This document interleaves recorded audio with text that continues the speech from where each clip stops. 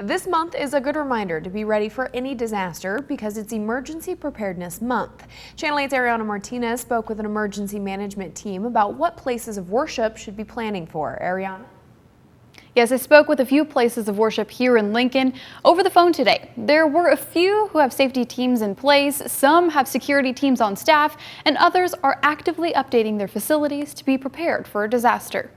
The overall message from national emergency management teams was to start planning now, no matter the size of your congregation. The numbers of people don't matter, from the tiniest hamlet right up to the largest metropolis here in America. Lives matter, emergency preparedness matters, and it really does, again, start and end with partnerships. They suggest building bridges with local first responders and even inviting them to speak during worship or to help plan for different forms of disaster, even the more difficult topics. We did an active shooter preparedness workshop in July and had over 100 people attend. Having communication between different religious groups will also help in a time of disaster to make sure nobody's left out. Only when our faith-based organizations are safe can they help meet the needs of your community. And that's huge. If they don't feel safe, if they don't feel like they can respond to an emergency event, they don't feel like they're safe within their own house of worship, they're not going to be able to respond in your community.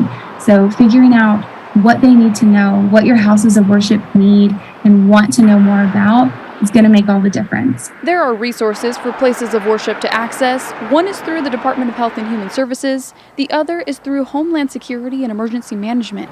We want to make it easy to include emergency action plan templates, to include self-assessments relative to facilities. A lot of information is there.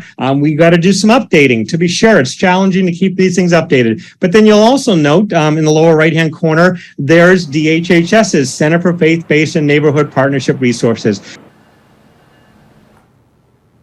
This month is a reminder for you to have safety plans no matter where you're at. Links to tips and safety templates can be found on our website, klkntv.com.